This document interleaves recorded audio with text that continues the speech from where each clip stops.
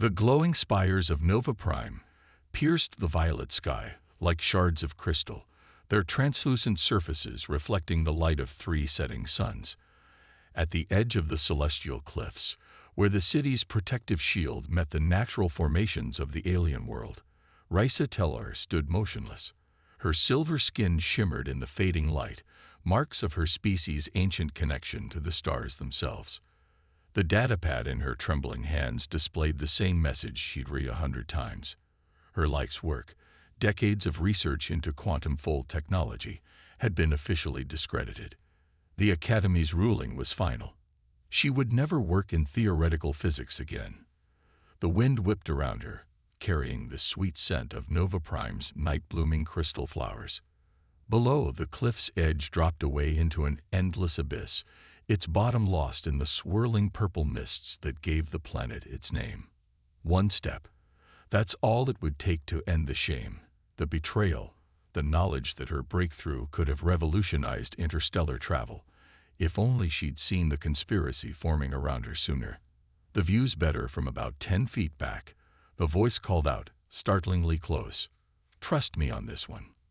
Risa spun, her natural bioluminescence flaring in surprise. A human stood there, wearing the formal attire of the Terran diplomatic corps, though his jacket was unbuttoned and his sleeves rolled up against Nova Prime's heat. His dark eyes studied her with an intensity that made her want to step back, except there was nowhere to step. "This is a restricted area," she managed, her translator converting her harmonic speech to standard English. The human's mouth quirked up at one corner. "Funny.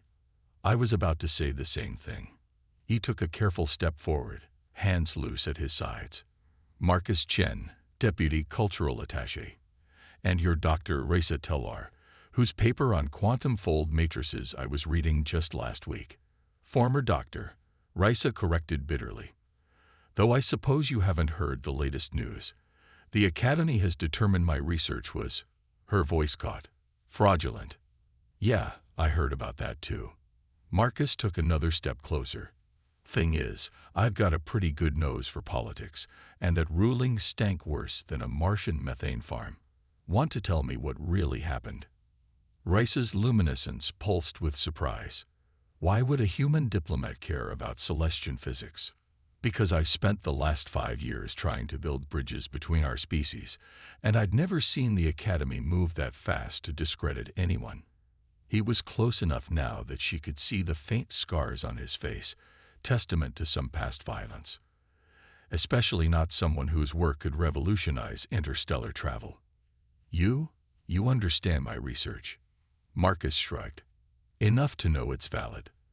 Enough to wonder who stood to lose if you succeeded." He gestured to a flat crystal formation nearby. "Want to sit down and talk about it?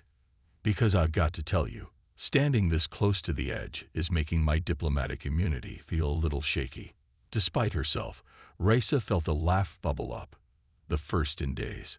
The sound surprised her so much she took a step back from the edge. Marcus's shoulders relaxed fractionally. "There we go," he said softly, "one step at a time." As they settled onto the crystal formation, the last sun dipped below the horizon, leaving Nova Prime's eternal twilight. The city's bioluminescent architecture began to pulse in harmony with its celestial inhabitants, a symphony of light that had enchanted human visitors since first contact. "They took everything," Risa found herself saying, the words pouring out like she'd been holding them back forever. "Not just my current research, but all of it. Years of work, theories that could have." She stopped, luminescence dimming with despair. "Could have what?" Marcus prompted gently. "Could have prevented deaths like the Helios disaster." She saw him flinch and immediately regretted her words. The loss of the human colony ship had strained relations between their species. "I'm sorry, I shouldn't have." "No," Marcus cut her off, his voice rough. "You should have, because I lost people on the Helios. Good people. Friends." He turned to face her fully. "Which is exactly why I want to know who killed your research and why." Risa's bioluminescent patterns shifted in confusion. "What are you suggesting?" "I'm suggesting," Marcus said carefully, that maybe it's not a coincidence the Academy shut down research that could have exposed flaws in our current fold drive technology. Research that might have revealed why ships sometimes don't emerge from quantum space exactly where and when they should. A chill ran through Rice's silver skin. She'd never shared those particular findings with anyone. How did you know about that part of my work? Marcus's smile held no humor. Because, Dr. Tellar, finding out things I'm not supposed to know is my real job.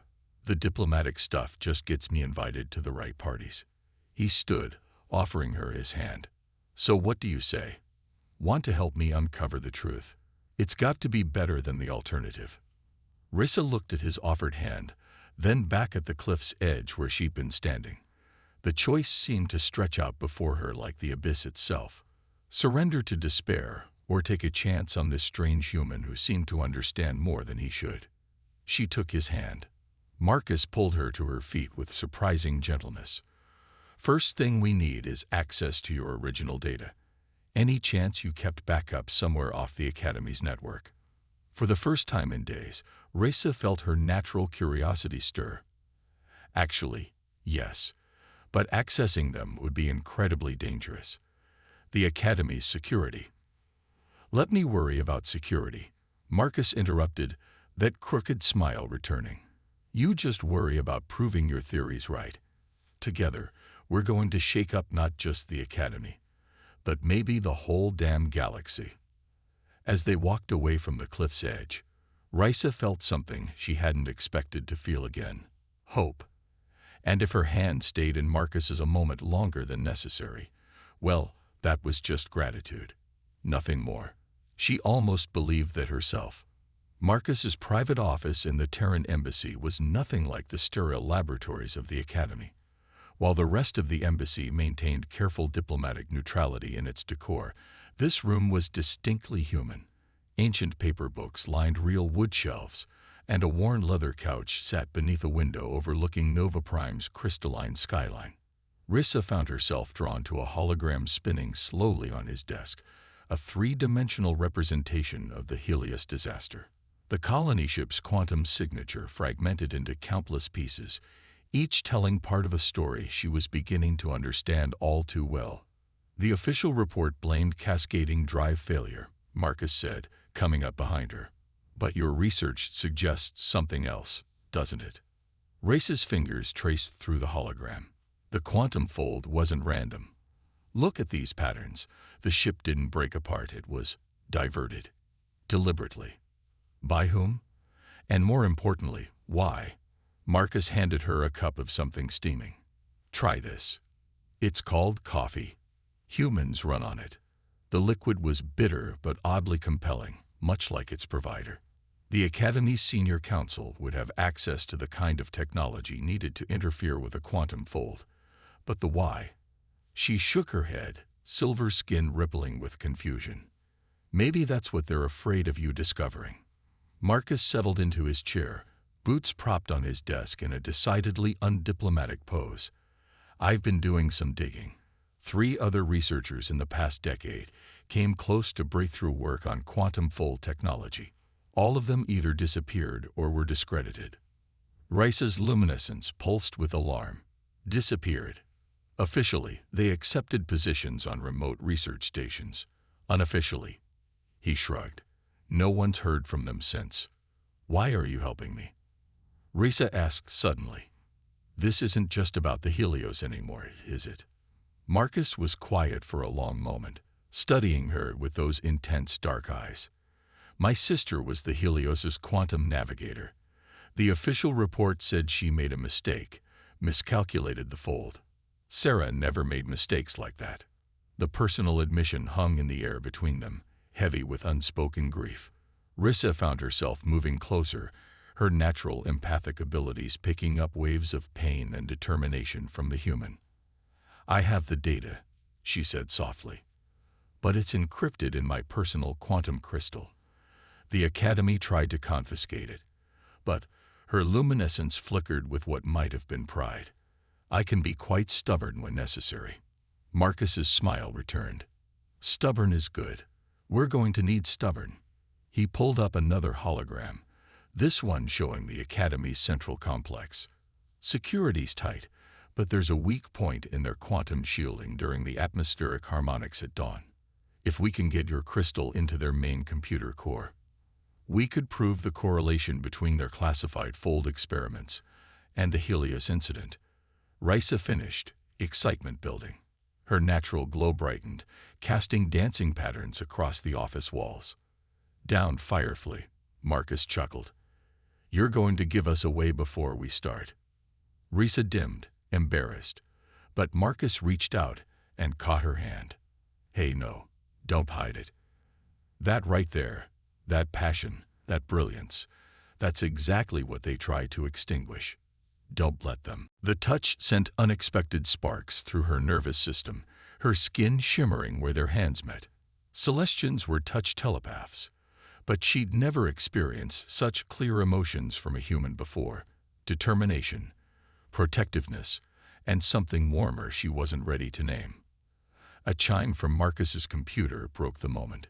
He reluctantly released her hand to check the incoming message, his expression darkening as he read. What is it? Risa asked, missing the contact more than she wanted to admit. My sources say the Academy's calling an emergency session tomorrow. They're voting on new regulations for quantum research, regulations that would classify all current and future fold drive studies as matters of planetary security. They're trying to bury it completely, Risa whispered, her glow dimming with horror. Not just my work, but any possibility of the truth coming out. Then we move tonight. Marcus stood, his casual demeanor falling away to reveal the capable operative beneath. I have some equipment that might help, but we'll need a distraction to get past the outer security rings. Actually, Risa said, her patterns shifting with growing confidence, I might have an idea about that. How do you feel about atmospheric harmonics? Marcus raised an eyebrow. I feel like I'm about to learn something fascinating about celestian physics. There's an old saying among my people, Risa said, allowing her natural luminescence to build again. The greatest discoveries come from the harmonics between unlike things. She met his eyes. Like humans and celestians working together, or a diplomat and a physicist breaking into the Academy. Marcus's grin held a predatory edge. I like the way you think, Dr. Tellar. As they began planning in earnest, Risa felt her earlier despair being replaced by something stronger.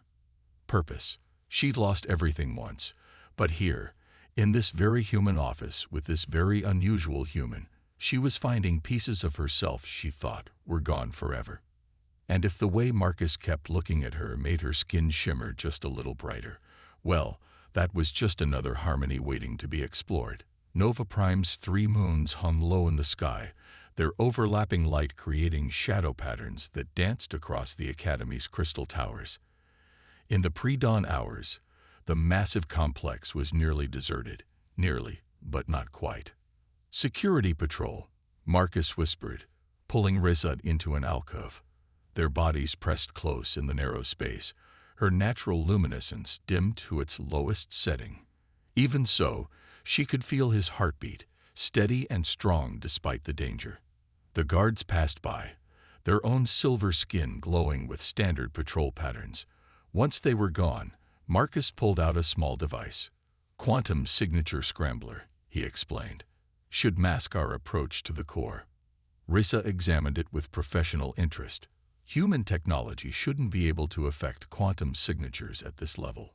Let's just say this isn't standard issue diplomatic gear. His grin flashed in the darkness. Sometimes the best way to build bridges between cultures is to borrow their best ideas. They moved through the Academy's halls like shadows, Risa's knowledge of the layout complementing Marcus's infiltration skills. The few times they encountered security systems, Marcus's borrowed technology proved remarkably effective at convincing them to look the other way. The central computer core lay at the heart of the Academy, a massive crystalline structure that pulsed with stored data. As they approached, Risa felt her skin tingle with its quantum resonance. Something's wrong, she whispered. The harmonics are off. They've changed the security protocols since I worked here. Marcus pulled her back before she could trip a sensor. Can you adapt? Risa studied the shifting patterns of energy. Yes, but I'll need direct contact with the core. The quantum crystal has to synchronize perfectly. Or boom. Marcus finished. More like a localized quantum implosion that would erase every piece of data in the building. She met his eyes. Including us. Wonderful. He checked his scanner. We've got about 20 minutes before the dawn harmonics peak. After that, every quantum-sensitive alarm in the place will light up like a supernova. Risa took a deep breath, her pattern swirling with determination. Then let's not waste time. She approached the core carefully, the quantum crystal humming in her hands. As she prepared to interface with it, Marcus caught her arm. Wait. His expression was unusually serious. Whatever we find in there, are you sure you're ready for it? Risa's luminescence pulsed once, strongly. They tried to destroy everything I am, everything I worked for. More than that, they're hiding something that got people killed. I need to know why. Marcus nodded, releasing her. Do it. The interface was like diving into a sea of pure information. Risa's consciousness expanded through the quantum pathways, her natural abilities amplified by the crystal's stored data. Somewhere distant, she felt Marcus's hand on her shoulder, anchoring her to reality. What she found in the Academy's secure file struck her like a physical blow. No, she gasped. This can't be. Talk to me, Marcus urged. What are you seeing? The Helios wasn't the first. Her voice shook as she processed the data. The Academy's been deliberately interfering with quantum folds for years, studying the effects. They're not just experimenting with the technology. She fought down nausea. They're using it to manipulate time itself. Marcus's grip on her shoulder tightened. What do you mean, manipulate time? The ships aren't being destroyed. Risa explained, horror growing as she dug deeper into the files. They're being sent to different temporal coordinates. The Academy's trying to develop time travel, using innocent crews as test subjects. The Helios. She turned to him, her skin almost white with shock. Marcus, the Helios isn't gone. It's just displaced. For the first time since she'd met him, Marcus looked truly shaken. Sarah's alive. Possibly, but scattered across multiple temporal coordinates. The Academy's been tracking quantum echoes, trying to predict where, when, the ships might emerge. A sudden alarm blared, making them both jump. Dawn harmonics, Marcus cursed. We're out of time. But Risa wasn't done. Her fingers flew across the interface, copying crucial files. There's more. The Senior Council, they're not just experimenting. They're preparing for something. Something about a temporal invasion. The core's security shield slammed into place, breaking her connection. In the distance, they could hear running feet. Time to go, Marcus said, already pulling her toward their escape route. Please tell me you got what we needed. Risa held up the quantum crystal, now pulsing with stolen data. Everything. Including coordinates for possible Helios emergence points. She grabbed his hand as they ran. Marcus, we can find them.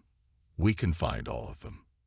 They burst out of the Academy just as dawn broke. Nova Prime's 3 suns painting the sky in impossible colors.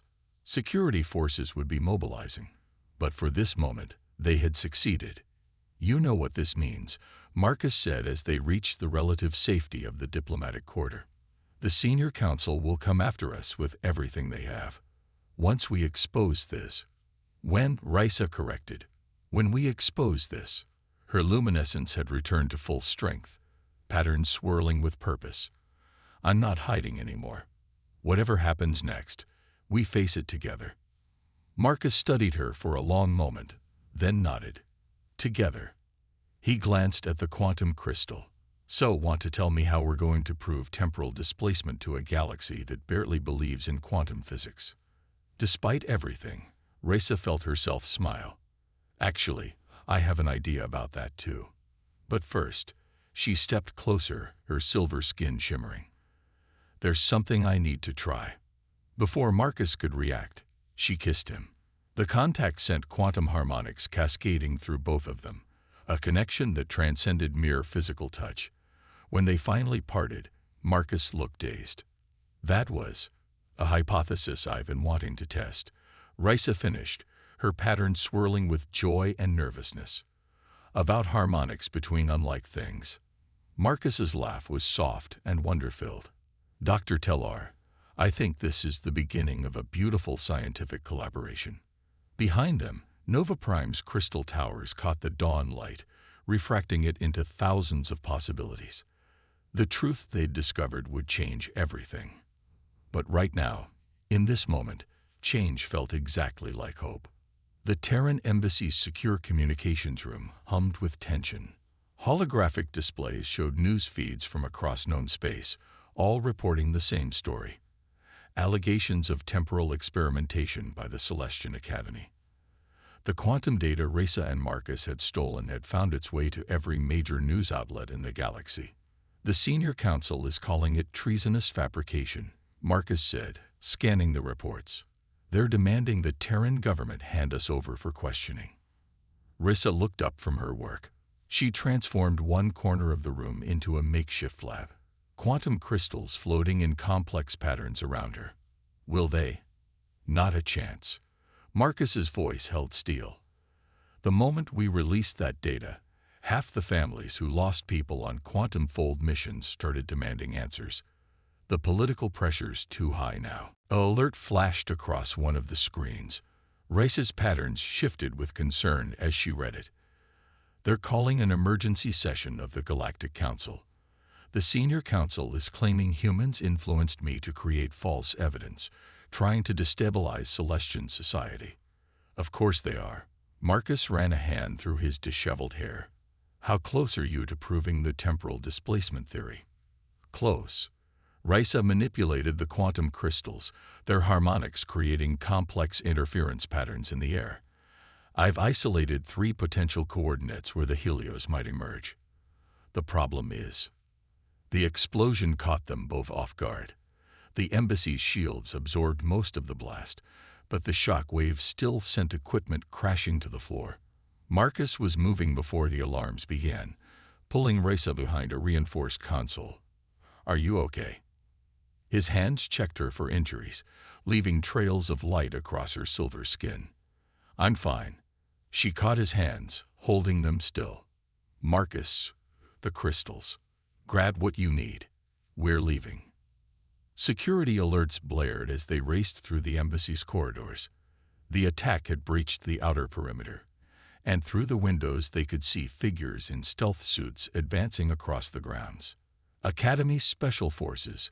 Risa identified them, her luminescence dimming instinctively. "They're not supposed to operate outside Academy jurisdiction." "Yeah, well, I don't think they're too worried about jurisdiction right now."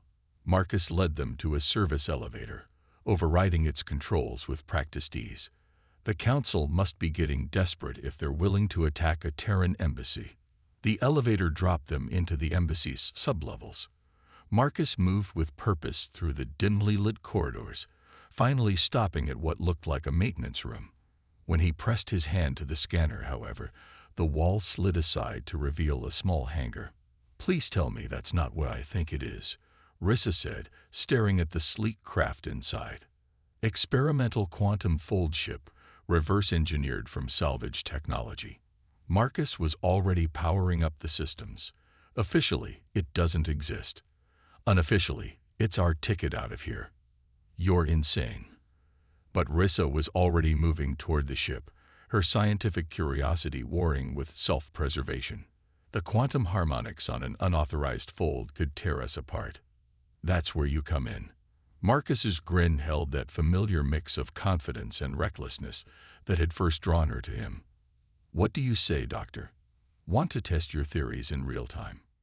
Before she could answer, another explosion rocked the building. This one felt closer. "They're in the building," Marcus said grimly. "Decision time."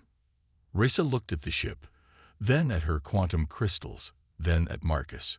Everything she'd worked for, everything she'd discovered, had led to this moment.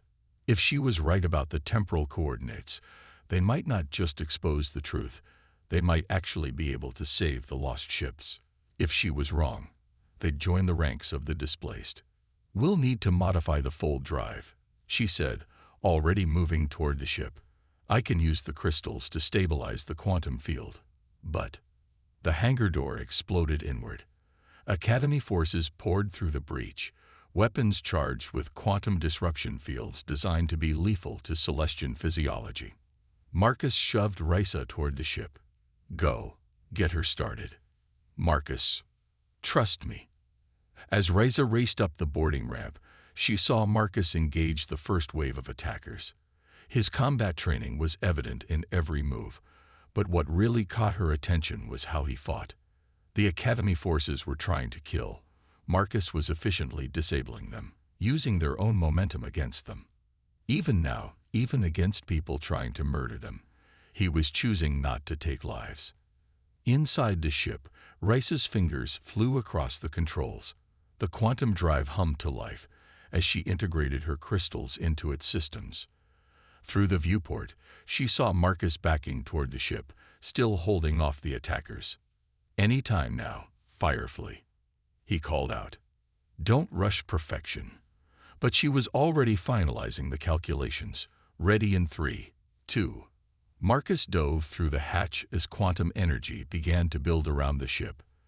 The Academy forces opened fire, their shots dissipating against the growing field. "Hold on to something," Risa warned. "This is either going to work perfectly or scatter us across time and space." Marcus strapped himself in beside her. "Story of my life lately." The quantum fold enveloped them just as a barrage of heavy weapons fire reached their position. Reality twisted, stretched, and they were no longer in the embassy hangar.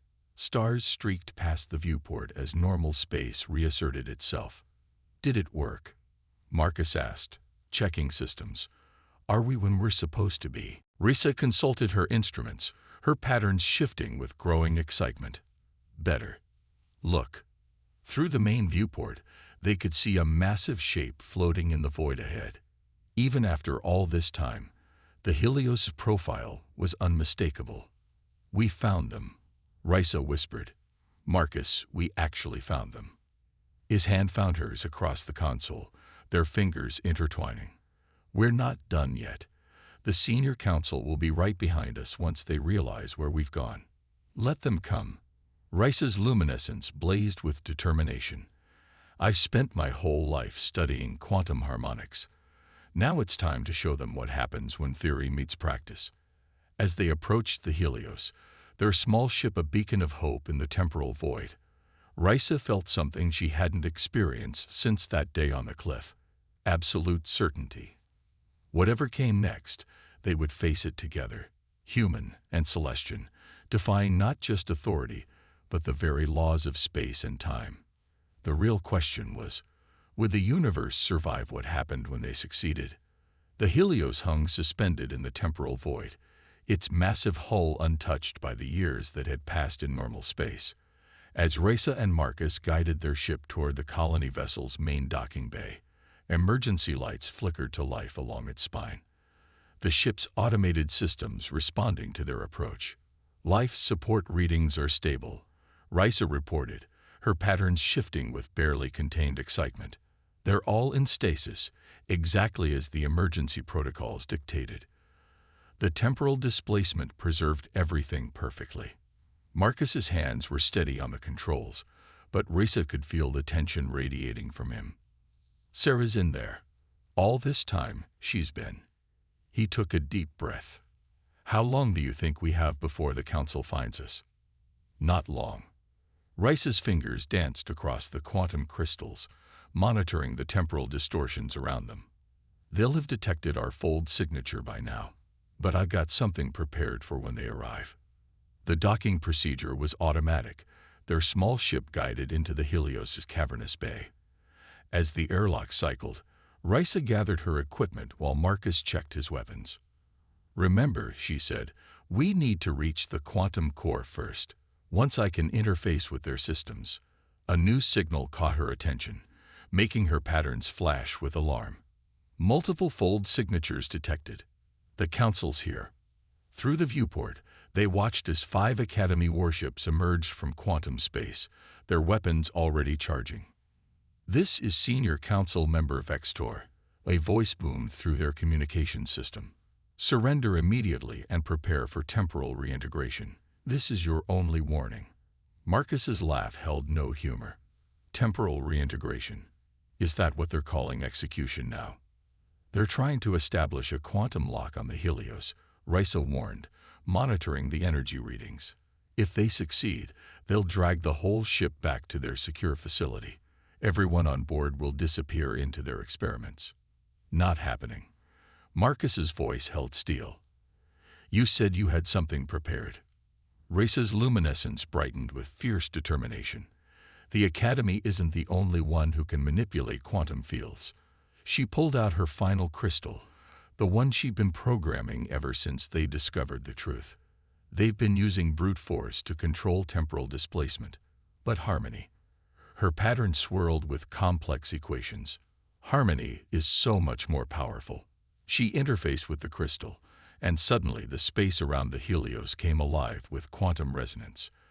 The Academy ship's energy beams scattered, their targeting systems unable to lock onto a ship that existed in multiple temporal states simultaneously. "What did you do?" Marcus asked, watching in awe as reality itself seemed to ripple around them. "Created a temporal harmony field. Instead of fighting the quantum displacement, we're working with it." Rice's voice strained with concentration. "But I can't maintain it for long. We need tow." The entire ship shuddered as one of the Academy vessels tried to force its way through the field. Warning lights flashed across their console. "They're attempting to establish a direct quantum link to their temporal targeting system," Risa reported. "If they succeed, they won't." Marcus's hands flew across the controls. "Can you get a message through your field?" "Yes, but..." "Do it. Send everything we have. The experiments, the lost ships, all of it. Broadcast on all frequencies, all times.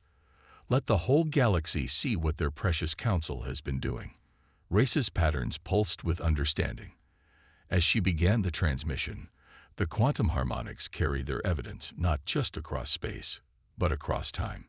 The truth of the Academy's crimes rippled outward, impossible to contain or suppress. The effect was immediate. The Academy ship's attack faltered as their own crews received the transmission, seeing for the first time the full scope of their leader's atrocities. "This is Commander Lirast of the Academy vessel Star Seeker," a new voice cut through their comms. We had no idea. We're standing down." One by one, the Academy ships powered down their weapons.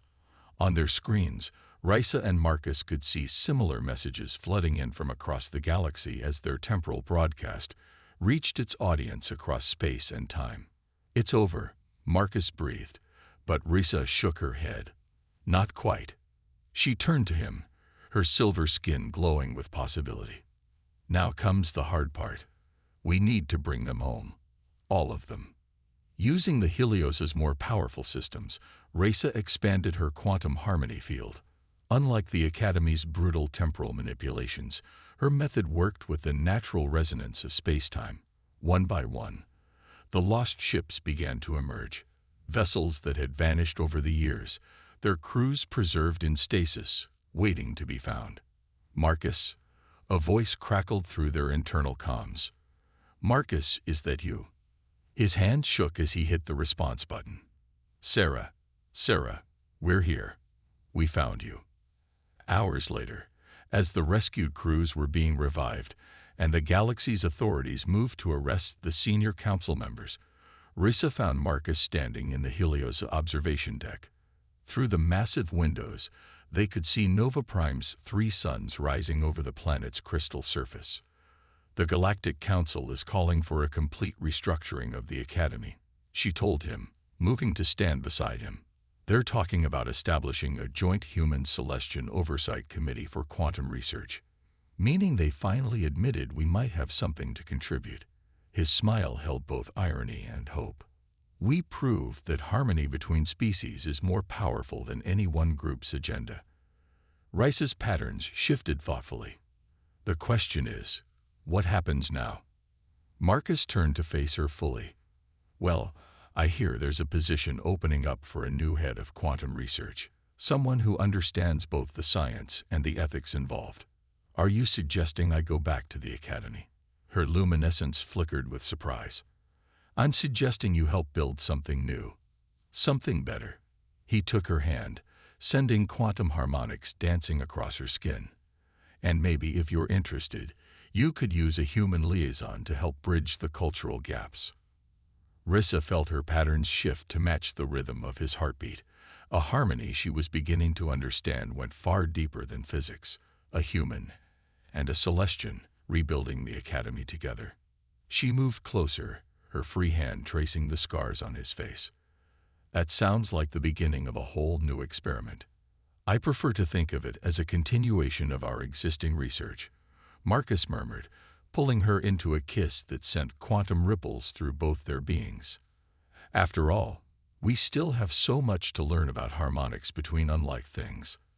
As Nova Prime's crystal towers caught the light of the triple dawn, painting the sky in impossible colors, Rissa thought about how close she'd come to missing all of this. One step back from a cliff's edge, one human's stubborn refusal to let her fall, had changed not just her life, but the very fabric of space-time itself. Sometimes, she realized, the universe's greatest discoveries came not from careful planning or complex equations, but from the simple courage to reach across the void and take someone's hand. And that was a harmony worth preserving.